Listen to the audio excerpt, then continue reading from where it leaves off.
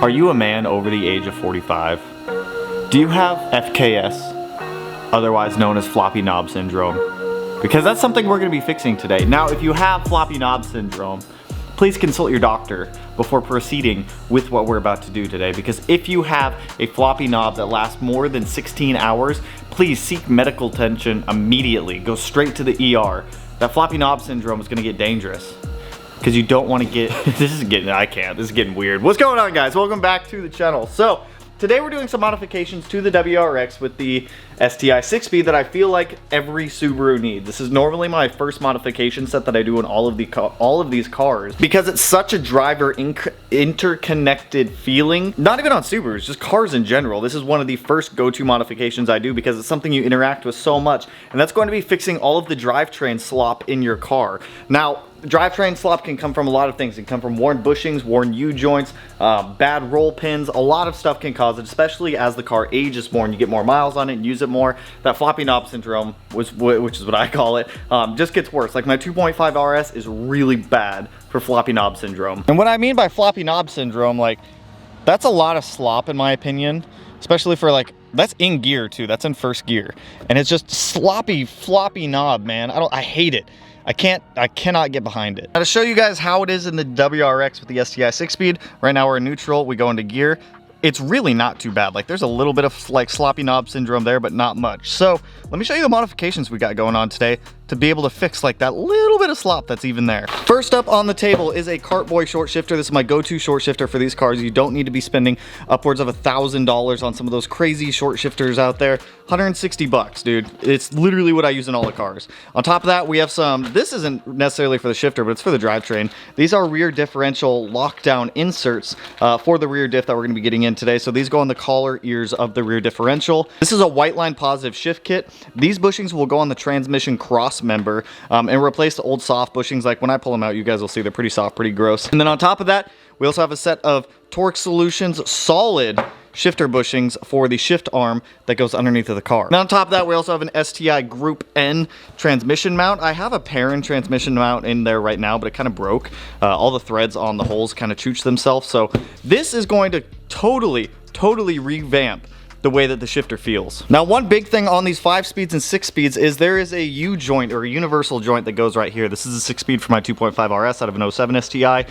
This universal joint that sits right here off the shift fork or the shift selector off the transmission, the bushings in there will go bad over time, and when they do go bad, it makes for the sloppiest shifter you will ever feel. They just feel like straight up dog poop. So that's another one to swap. I wouldn't suggest doing that in the car. I would only do that one if the transmission is out of the car, but that one will probably make the biggest difference.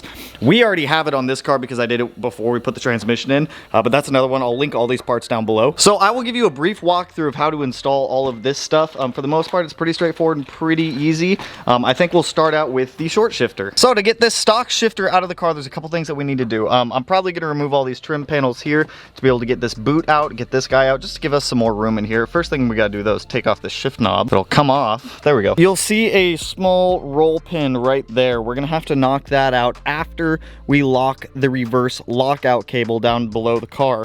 If you have a 5-speed, you don't need to worry about doing this step because it's not really pertinent to you. You don't have a reverse lockout cable, so you can go ahead and skip this part. Now what you're gonna need to lock the reverse lockout is just a small Allen key like this, and then we're just gonna put it into the cable lock underneath of the car, and that will hold our reverse lockout in place, so that way we can do all the work up top that we need to do. You guys will see I put an Allen key right in there on the reverse lockout. Go ahead and do that just to give yourself some slack on that thing, so that way when you pop out the retainer pin, you have enough slack to be able to move it around to be able to actually get it where you need it to go. So once you've done that, then we're just hanging out inside the car for a little bit. Now top side, we're gonna go ahead and remove our center console here, which is pretty easy. In here, there's just two 10mm that we're gonna take out that just sit in the bottom of this cubby. There's gonna be a Phillips head screw right here, and then we can go ahead and just move this guy out of the way, pull this guy up and out to be able to gain access down in here. Get the boot out, legit just pull up on it. You can move it out the way like that, and go ahead and hit that Phillips head screw.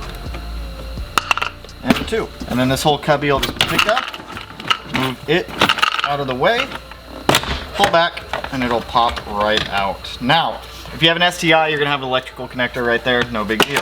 Area exposed, you're gonna see these two little white clip guys. Go ahead and pull both of those out.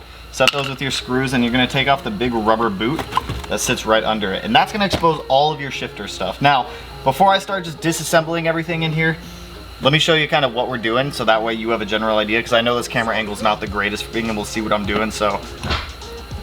I want a short shifter though, I like short shifters. We're gonna see the whole shifter assembly here. Now the first thing we're gonna have to do is get that roll pin out, which is going to be a little bit annoying. That's the roll pin for the reverse lockout, and I just made the Allen key fall out of it. We're not gonna touch the reverse lockout. What you're gonna wanna do is grab a rag or a napkin or something like this, put it in front of the shifter assembly, because you lose this roll pin, you're gonna either have to go get a new one or use a zip tie like I've had to do in the past.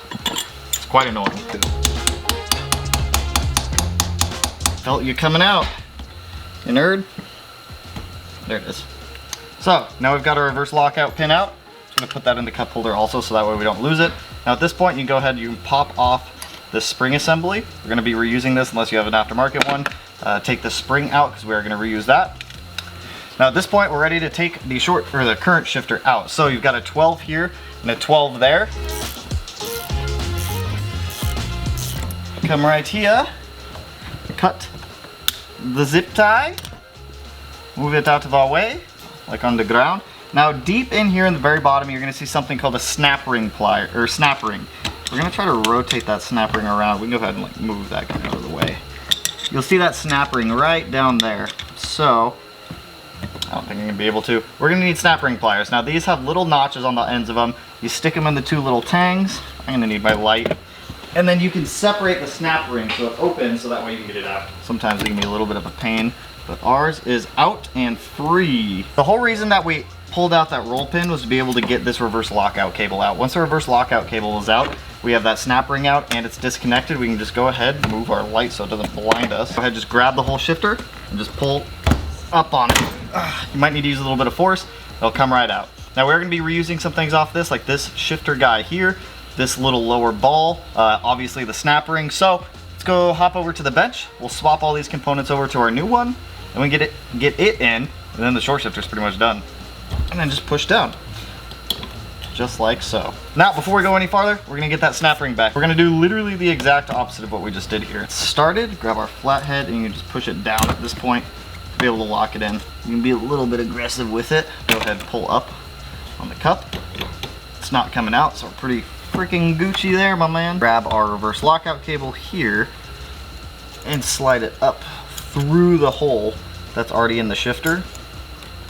And that's going to get our reverse lockout cable back in this groove. And that part's gonna be a pain in the butt, but we'll do that in a minute. Third, fourth, fifth, sixth. And now we gotta fight with trying to get this pin back in, which sucks. Our reverse lockout cable is in there, which it is. Heard the little guy fall out. So now we've got the Carboy short shifter installed, which looks pretty good, if I say so myself. 1, 2, 3, 4, 5, 6. Now we can go ahead and get our big rubber boot back on. Reverse lockout works. First, second, third, fourth, fifth, sixth, reverse. Dope. So if we're going third, fixed a little bit more of the slop, I'd say. Not much though. Short shifter, I wasn't really expecting to fix a lot of the slop. That one was just more of a, I want it to feel better and have a better driving experience kind of feel. You know what I mean? Sometimes we gotta treat ourselves to a nice experience. So we now have the short shifter installed, as you can see. Feels a little bit better, not as floppy as before. It actually feels a little bit tighter. There's one bushing that got changed in that, and that's the one for the shift rod itself, this large rod right here.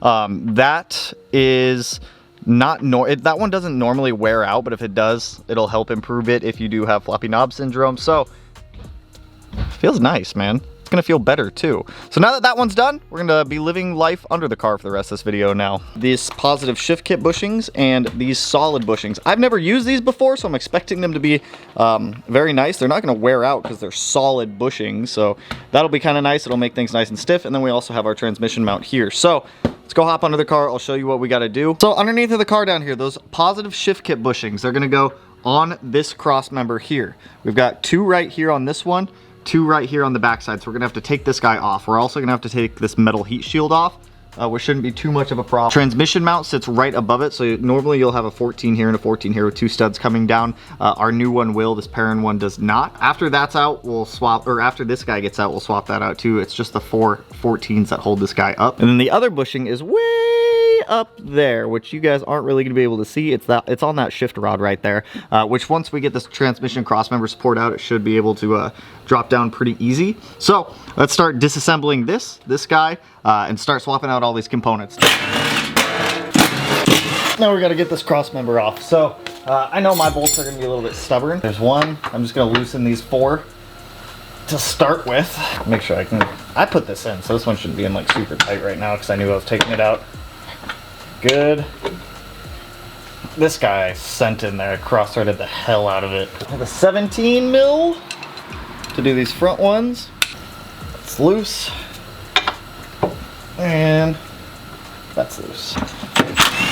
1, 2, 3, 4. Like I said, probably gonna sag a little bit. Don't stress it too much.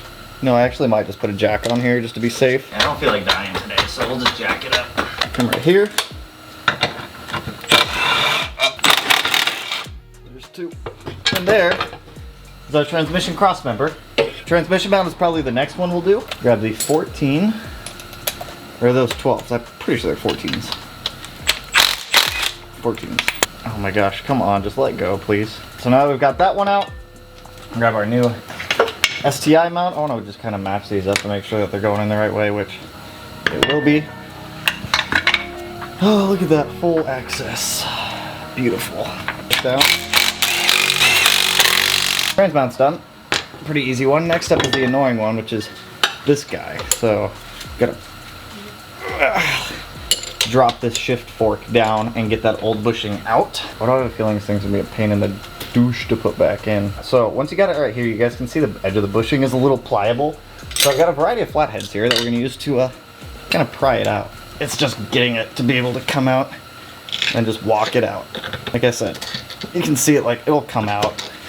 It's already starting to come out more and more. Dude, it's like right there. Ah, there it goes. Now I'm gonna open up our torque solutions ones, stick my finger in there. Put a little bit of grease on these bushings. Wow, that is some slimy grease. Oh, you are gonna be a tight fit. Pound it in like that, went in. Oh, you're gonna be, there it goes. Slides right in, grab some more grease, put the sleeve in for the quote-unquote bushing. I'm really gonna grease this guy up. Okay, that went in way easier than I was expecting. Now this shift rod, go into his home. It makes it way easier taking the cross member out to get to this bushing to be able to do this. Now you do have one more, you have this rear shifter bushing back here. Mine has already been swapped out, so I'm not going to be worrying about that, but to get that one out, do it while you have everything off also. It's 2 12mm bolts. That one, I'm going to give you forewarning though, that one could be a real pain in the ass when you go to do it. So now that everything under the car is done, now we can do the cross member, which is going to be easy. Take your bag of bushings, slap them right there. You're going to go ahead and pop off these 2 14s here. Take these 2 out. We're gonna do this one at a time. Separate those. Now when you separate those, you're gonna see these 2 bushings right here. You've got a relatively thicker one, and you've got one that's a little bit thinner. You've got these 2 metal collars and this backing plate. So the backing plate's gonna go right there. Metal collar, old bushing, old bushing. Grab our new bushings here. I'm just gonna set them down right here. Find the 2 bushings that match. So like I said, you're gonna have one thicker one and one with like 2 little O-ring grooves. The other 2 are gonna go to the other side. So now we're just gonna get it set up exactly how it was. Get the little bushing on that side, slide the inserts in, 1 and 2. Get those lined up back right there. Grab your thicker of the bushings, get it right there. Slide 1 bolt through. So you're gonna wanna leave these loose, so that way we still have play in this cross member when we go to install it back in. So just get them like hand tight. Oh, one of the collars came out. Guessing it's you. It was you. Pop these 2 out. This side's nuts, so you're probably gonna drop them. Or if they fall in the cross member, you're gonna have to like shake them out like that. And same thing. Set that guy right there. We've got this bushing here with the 2 little nubs. Let go. Your work here is done. Let go. Old bushing comes out. Slide the new bushing on with the metal collar. 1, 2. Slide it back up through the bottom. Put the other bushing on and slide it up and through. Just like that. and we take our nuts, and then we take our nuts. And now we have to play like operation here. 1 and 2. Now our crossmember's ready to go back in. Turn on the light so we can see. Now the way that I like to do this is I like to get the transmission support, or the actual trans, on here first. Which, the whole transmission has to come this way. There we go. Grab our 2 14s, which, where did they even go? Okay, now there's a reason I said leave all of these loose, because we're gonna have to adjust those as we go around this thing to be able to get this all to line back up where it needs to, because if you can see, we're pretty far off from these holes over here. This jack is actually being more of a pain in the ass right now than it should be, because it's causing everything to kind of stay in place. So I actually think I might drop the jack, or I can just take this and scoot the whole trans over like that. That would work. I do want to pull that one up a little bit. Maybe I can pull that one up. This whole transmission just doesn't want to line back up. Just getting everything to line up, you know what I mean? It doesn't always want to cooperate here.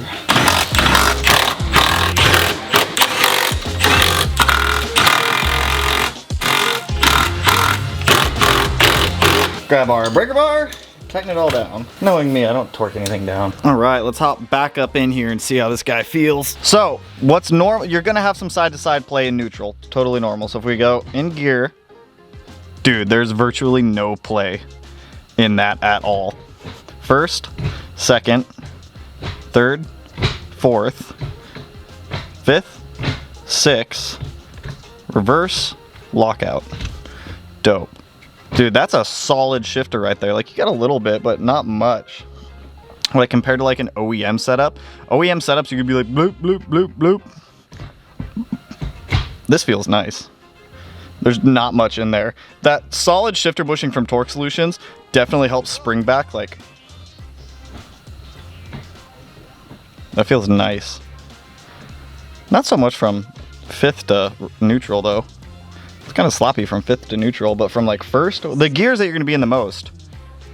But that is how you fix the floppy shifter syndrome in these cars. If you have a super floppy one, this will tighten everything up tremendously. Like I said, that U-joint is something I highly recommend if you have the transmission out. It's going to make the car feel 10 times better with your shifter and how you like engage with it. Like these drivetrain modifications and stuff that you touch and interact with on a daily basis in your car, some of my favorite modifications do. They're typically the first ones that I'll do with the car also, because like, just because those OEM ones, like I said, they can feel so sloppy sometimes. So that's all I got for you guys on this one. If any of these installs helped you, if they made your life a little bit easier, if they helped solve a problem that you didn't know that you actually had, let me know. Or don't let me know. I don't know. It's up to you. If you like the video, though, you know what to do. Go to hit that like button, turn it black, blue, green, yellow, purple, silver sign, whatever color it turns for you.